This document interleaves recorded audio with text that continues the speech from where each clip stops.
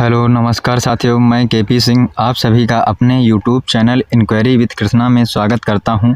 आज ये इकोनॉमिक्स की दूसरी क्लास है। इसमें मैं आप सभी को पढ़ाने वाला हूं कि अर्थव्यवस्था के प्रकार और क्षेत्र क्या क्या होते हैं। इस क्लास के माध्यम से हम आप सभी को बताएंगे यहाँ पर अर्थव्यवस्था क्या होता है और अर्थव्यवस्था कितने प्रकार की होती हैं और अर्थव्यवस्था के क्षेत्र क्या क्या होते हैं। यहाँ पर मैं आप सभी को पूरी इन्फॉर्मेशन जो है यहाँ पर पढ़ाऊँगा। मैं आप सभी को अर्थशास्त्र क्या होता है। अर्थशास्त्र की ये दूसरी क्लास है। कल अर्थशास्त्र की जो है सिलेबस की क्लास कल हो चुकी थी। आज ये जो है अर्थशास्त्र की दूसरी क्लास है। यहाँ पर मैं आप सभी को आगे बढ़ने से पहले बता दूं कि यह जो परम बैच चलाया जा रहा है हमारे यूट्यूब चैनल पर, इसमें इकोनॉमिक्स की स्पेशल क्लासेस चलाई जा रही हैं। ये इकोनॉमिक्स यूपी ट्रिपल एससी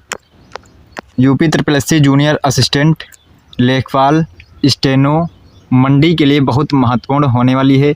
अगर आप सभी लोग UP triple SC junior assistant या यूपी ट्रिपल एससी लेखपाल, यूपी लेखपाल या यूपी स्टेनो या यूपी मंडी परिषद का एग्ज़ाम की तैयारी कर रहे हैं तो आप सभी के लिए ये इकोनॉमिक्स स्पेशल की क्लास बहुत ही इम्पॉर्टेंट होने वाली है।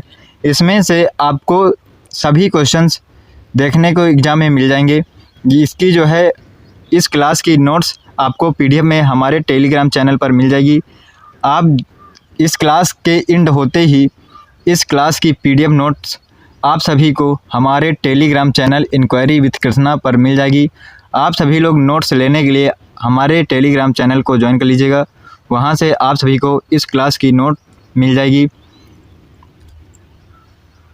आप सभी को बता दूं कि इकोनॉमिक्स स्पेशल की क्लासेज हमारे YouTube channel inquiry with Krishna पर बिल्कुल फ्री में सुबह 9:15 पर कराई जाती हैं। डेली की डेली क्लासेज आपको 9:15 पर देखने को मिल जाएंगी।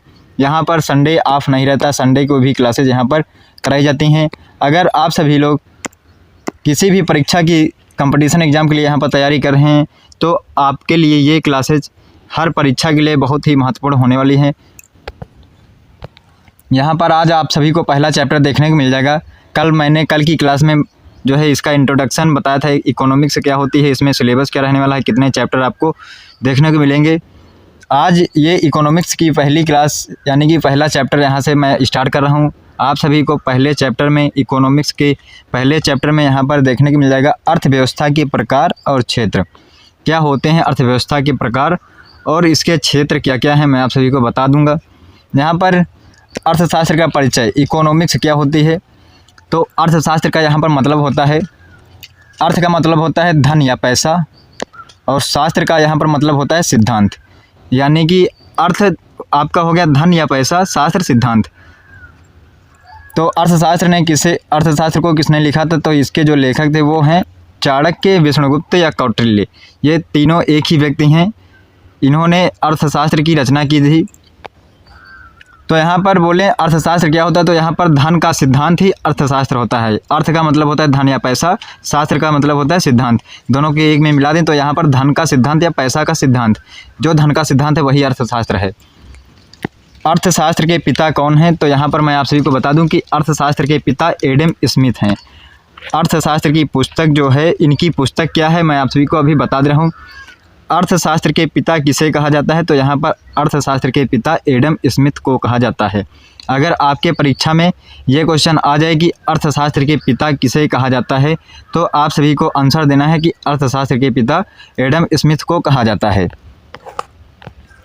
उसके बाद में एडम स्मिथ की एक पुस्तक थी, एडम स्मिथ ने एक पुस्तक अपनी 1776 ईस्वी में लिखी थी, जिस पुस्तक का नाम है वेल्थ ऑफ नेशन। यानी कि वेल्थ ऑफ नेशन नामक पुस्तक जो है एडम स्मिथ ने 1776 ईस्वी में लिखी थी। तो यहाँ पर अगर पेपर में आप सभी को क्वेश्चन देखने को मिल जाएगा कि एडम स्मिथ की पुस्तक का नाम क्या था, तो यहाँ पर आपको आंसर दे देना है वेल्थ ऑफ नेशन। अगर आपसे पूछ लिया जाए कि एडम स्मिथ ने अपनी पुस्तक किस सन में लिखी थी, तो आप सभी को यहाँ पर आंसर करना है 1776 ईस्वी में। अब आगे टॉपिक आप सभी को देखने को मिल जाएगा अर्थशास्त्र के प्रकार। तो मैं आप सभी को यहाँ पर बता दे रहा हूँ कि अर्थशास्त्र के कितने प्रकार होते हैं। अर्थशास्त्र के यहाँ पर 2 प्रकार होते हैं। पहला आपका हो गया व्यष्टि अर्थशास्त्र, दूसरा समष्टि अर्थशास्त्र। अर्थशास्त्र, अगर कोई पेपर में आप सभी के आ जाए कि अर्थशास्त्र कितने प्रकार के होते हैं, तो आपको आंसर दे देना है कि अर्थशास्त्र 2 प्रकार के होते हैं। वहाँ पर ये नहीं पूछा जाएगा कि कौन कौन से प्रकार होते हैं अर्थशास्त्र के, आपसे ये सिर्फ पूछा जाएगा कि अर्थशास्त्र के प्रकार कितने होते हैं। तो वहाँ पर आपको ऑप्शन मिल जाएंगे 2, 4, 6, 5। तो आपको वहाँ पर 2 वाला ऑप्शन चूज कर लेना है। यहाँ पर अर्थशास्त्र के प्रकार 2 होते हैं। अब यहाँ पर बात करूँ व्यष्टि अर्थशास्त्र होता क्या है, तो व्यष्टि अर्थशास्त्र बताने से पहले यहाँ पर व्यष्टि अर्थशास्त्र के जो पिता हैं वो एडम स्मिथ को व्यष्टि अर्थशास्त्र के पिता कहा जाता है। यानी कि एडम स्मिथ को अर्थशास्त्र के भी पिता कहा जाता है और व्यष्टि अर्थशास्त्र के भी पिता जो है एडम स्मिथ हैं। व्यष्टि अर्थशास्त्र का जो है अन्य नाम क्या रहने वाला है, ये है अन्य नाम सूक्ष्म अर्थशास्त्र या लघु अर्थशास्त्र। यानी कि व्यष्टि अर्थशास्त्र को सूक्ष्म अर्थशास्त्र या लघु अर्थशास्त्र भी कहते हैं। व्यष्टि अर्थशास्त्र में यहाँ पर व्यक्तिगत इकाइयों का अध्ययन किया जाता है। व्यष्टि अर्थशास्त्र में व्यक्तिगत इकाइयों का अध्ययन किया जाता है। आप सभी लोग ये क्लास ध्यान से कीजिएगा। ये क्लास आप सभी के कंपटीशन एग्ज़ाम के लिहाज से बहुत ही इम्पोर्टेंट होने वाली है। इस क्लास से आपको कई सारे आपके क्वेश्चन पेपर में क्वेश्चन देखने को मिल जाएंगे। यहाँ पर उदाहरण मैं आप सभी को दे दूँ व्यष्टि अर्थशास्त्र का, तो यहाँ पर उदाहरण जो है वो मांग और प्रति व्यक्ति आय। इसमें व्यष्टि अर्थशास्त्र में मांग और प्रति व्यक्ति आय हो। समष्टि अर्थशास्त्र क्या होता है, आप सभी को यहाँ पर मैं बता दूं कि समष्टि अर्थशास्त्र के जो पिता हैं वो हैं J.M. कीन्स। इनका शॉर्ट नेम है J.M. कीन्स और इनका full name John Maynard Keynes है। यहाँ पर J.M. कीन्स का जो फुल नेम है, पूरा नाम है, वो है जॉन मिनार्ड कीन्स।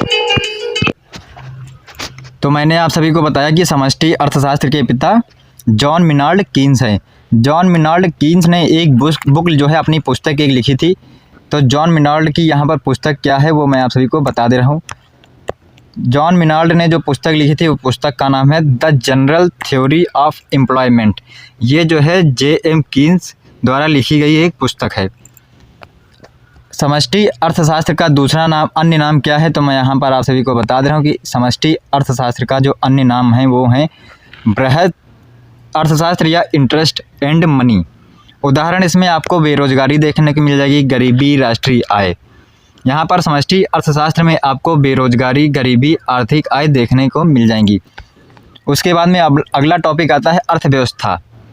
अर्थव्यवस्था क्या होती है, तो मैं आप सभी को यहाँ पर बता दे रहा हूँ कि अर्थव्यवस्था होती क्या है। अर्थव्यवस्था को 2 पार्ट में तोड़ लीजिए, जैसे कि अर्थ और दूसरा व्यवस्था।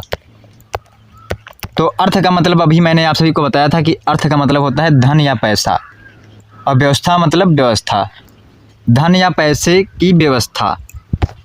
तो यहाँ पर क्या हो गया, धन की व्यवस्था, तो वही होता है अर्थव्यवस्था। यानी कि धन की व्यवस्था ही अर्थव्यवस्था कहलाती है। इसमें संसाधन क्या होते हैं, संसाधन जो मानवीय आवश्यकता पूरी करें। जैसे यहाँ पर क्षेत्र प्लस अर्थव्यवस्था, क्षेत्र प्लस अर्थव्यवस्था। यहाँ पर जो है इसमें कोई क्षेत्र का नाम शामिल कर दीजिए और उसमें अर्थव्यवस्था ऐड कर दीजिए, तो उस क्षेत्र की अर्थव्यवस्था हो जाएगी। जैसे भारतीय अर्थव्यवस्था, इसमें अर्थव्यवस्था में कोई क्षेत्र का नाम ऐड कर दीजिए तो वहाँ की वो अर्थव्यवस्था बन जाती है। जैसे कि भारतीय अर्थव्यवस्था, यहाँ पर भारत देश ऐड कर दिया जा रहा है क्षेत्र का नाम, तो यहाँ पर बन जा रही है कि भारतीय अर्थव्यवस्था, यानी कि भारत की अर्थव्यवस्था क्या है। उत्तर प्रदेश की अर्थव्यवस्था, यहाँ पर उत्तर प्रदेश ऐड कर दिया गया तो यहाँ पर बन गई उत्तर प्रदेश की अर्थव्यवस्था। उत्पादन के साधन या कारक, तो यहाँ पर मैं आप सभी को बता दूं कि उत्पादन के साधन या कारक 4 होते हैं।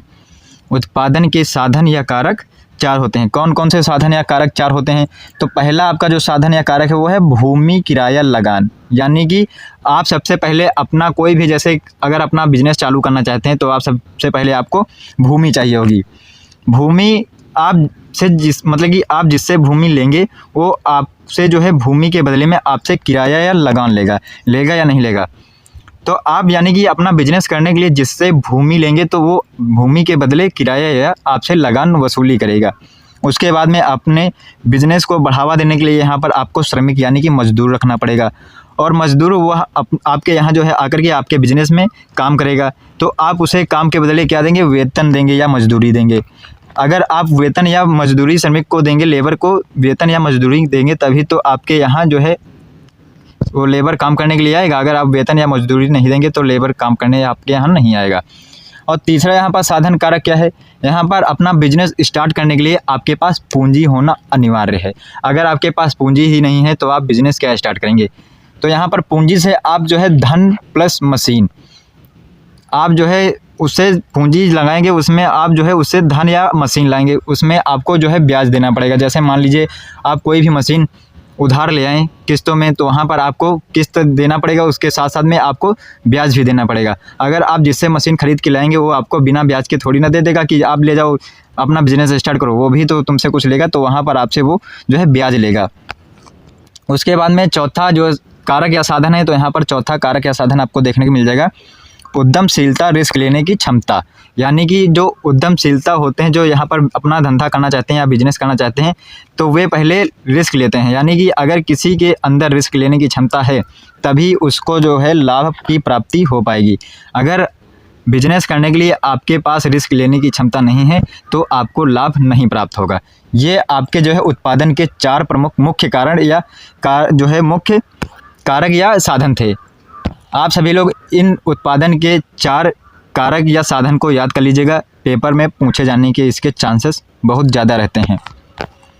उसके बाद में आप सभी को बता दूं कि अर्थव्यवस्था के प्रकार, अर्थव्यवस्था कितने प्रकार की होती है। तो मैं यहाँ पर आप सभी को बता दे रहा हूँ कि अर्थव्यवस्था यहाँ पर 3 प्रकार की होती है। कौन कौन सी? अंतर संबंधों के आधार पर एक अर्थव्यवस्था होती है। दूसरी अर्थव्यवस्था संसाधनों के नियंत्रण के आधार पर अर्थव्यवस्था। और तीसरी अर्थव्यवस्था जो आपको देखने को मिल जाएगी वो है विकास की अवस्था के आधार पर अर्थव्यवस्था। मैं आप सभी को एक एक करके अंतर संबंधों के आधार पर अर्थव्यवस्थाएं कितनी होती हैं मैं आप सभी को यहाँ पर बता दे रहा हूँ कि अंतर संबंधों के आधार पर अर्थव्यवस्था कितनी प्रकार की होती हैं। तो यहाँ पर अंतर संबंधों के आधार पर अर्थव्यवस्था 2 प्रकार की होती हैं। ये खुली अर्थव्यवस्था, दूसरी बंद अर्थव्यवस्था। खुली अर्थव्यवस्था क्या होती है और बंद अर्थव्यवस्था क्या होती है मैं अभी क्लास के जो है आगे बताने वाला हूँ। खुली अर्थव्यवस्था और बंद अर्थव्यवस्था मैं आप सभी को इसकी डिटेल में बताऊंगा, इसकी जानकारी आप सभी को कि खुली अर्थव्यवस्था क्या होती है और बंद अर्थव्यवस्था क्या होती है। दूसरे यहाँ पर अर्थव्यवस्था की बात करूँ तो यहाँ पर दूसरी अर्थव्यवस्था होती है वो है संसाधनों के नियंत्रण के आधार पर अर्थव्यवस्था। तो यहाँ पर संसाधनों के नियंत्रण के आधार पर अर्थव्यवस्था कितने प्रकार की होती है, तो यहाँ पर ये 3 प्रकार की होती है। कौन कौन सी? समाजवादी अर्थव्यवस्था, दूसरी निजी क्षेत्र पूंजीवादी अर्थव्यवस्था, तीसरी जो होगी वो सरकार प्लस निजी क्षेत्र यानी कि मिश्रित अर्थव्यवस्था। अब अर्थव्यवस्था का तीसरा प्रकार क्या है वो है विकास की अवस्था के आधार पर अर्थव्यवस्था के कितने प्रकार होते हैं मैं आप सभी को यहाँ पर बता दे रहा हूँ। तो पहली आपकी जो है अर्थव्यवस्था हो जाएगी अल्प विकसित अर्थव्यवस्था, दूसरी विकासशील अर्थव्यवस्था, तीसरी विकसित अर्थव्यवस्था। यहाँ पर मैंने आप सभी को तीनों प्रकार के आधार पर अर्थव्यवस्थाओं के प्रकार यहाँ पर मैंने आप सभी को बता दिए हैं। ये आप सभी लोग सही से तैयार कर लीजिएगा, यानी कि याद कर लीजिएगा, क्योंकि ये क्वेश्चन आपके एग्जाम में पूछे जाते हैं। अब मैं आप सभी को यहाँ पर बता दे रहा हूँ कि खुली अर्थव्यवस्था या बंद अर्थव्यवस्था क्या होती है। खुली अर्थव्यवस्था जहाँ पर आयात और निर्यात दोनों होते हैं, यानी कि खुली अर्थव्यवस्था वह होती है जिस देश में आयात और निर्यात दोनों होते हैं, वहाँ पर खुली अर्थव्यवस्था होती है। तो खुली अर्थव्यवस्था आप सभी को समझ में आ गया होगा। अगर अभी आपको खुली अर्थव्यवस्था नहीं समझ में आया है तो मैं आप सभी को फिर से बता दे रहा हूँ कि मान लीजिए कोई ये देश है, इस देश में यहाँ पर आयात भी हो रहा है और निर्यात भी हो रहा है, तो यहाँ पर इस देश में खुली अर्थव्यवस्था चलती है। जैसे भारत, अमेरिका। भारत जो है आयात भी करता है दूसरे देश के मतलब कि दूसरे देश में और निर्यात भी करता है। अमेरिका भी ऐसे आयात निर्यात, ये अमेरिका देश भी आयात और निर्यात दोनों करता है। अब यहाँ पर बता दूँ आप सभी को कि बंद अर्थव्यवस्था क्या होती है। बंद अर्थव्यवस्था जहाँ पर ना ही आयात होता है और ना ही निर्यात होता है, वहाँ उस देश में बंद अर्थव्यवस्था लागू होती है। जैसे कि उत्तर कोरिया, उत्तर कोरिया में ना ही आयात होता है और ना ही निर्यात होता है, तो वहाँ पर कौन सी अर्थव्यवस्था चलती है? तो वहाँ पर जो अर्थव्यवस्था चलती है वह बंद अर्थव्यवस्था चलती है। तो आप सभी को समझ में आ गया होगा कि खुली अर्थव्यवस्था और बंद अर्थव्यवस्था क्या होती है। तो यहाँ पर बंद अर्थव्यवस्था वह होती है जहाँ पर आयात और निर्यात नहीं होता है, उसे बंद अर्थव्यवस्था कहते हैं। खुली अर्थव्यवस्था क्या होती है? तो खुली अर्थव्यवस्था जहाँ पर जिस देश में आयात और निर्यात दोनों होते हैं वहाँ पर वह खुली अर्थव्यवस्था होती है। तो खुली अर्थव्यवस्था और बंद अर्थव्यवस्था में क्या अंतर है आप सभी लोग जान गए होंगे। खुली अर्थव्यवस्था और बंद अर्थव्यवस्था में यही अंतर है कि बंद अर्थव्यवस्था में आयात निर्यात नहीं होता है, खुली अर्थव्यवस्था में आयात निर्यात होता है। आज की वीडियो में बस इतना ही। अगर आप सभी को हमारी ये क्लास पसंद आई है तो कृपया हमारे इस क्लास को जो है शेयर करें और साथ में लाइक करें। अगर अभी तक आप सभी लोग हमारे YouTube चैनल को सब्सक्राइब नहीं किए हैं तो कृपया आप सभी लोग हमारे YouTube चैनल को सब्सक्राइब कर दीजिए और साथ ही बेल आइकन को भी प्रेस कर दीजिए जिससे कि हमारे इकोनॉमिक्स की हमारे चैनल पर जितनी भी इकोनॉमिक्स स्पेशल की क्लासेस चलाई जा रही हैं वो उन सभी क्लासेस की नोटिफिकेशन आप तक पहुंचती रहे और आप समय पर आकर के क्लास ज्वाइन कर सकें। धन्यवाद, मिलते हैं कल की क्लास में। जय हिंद, जय भारत।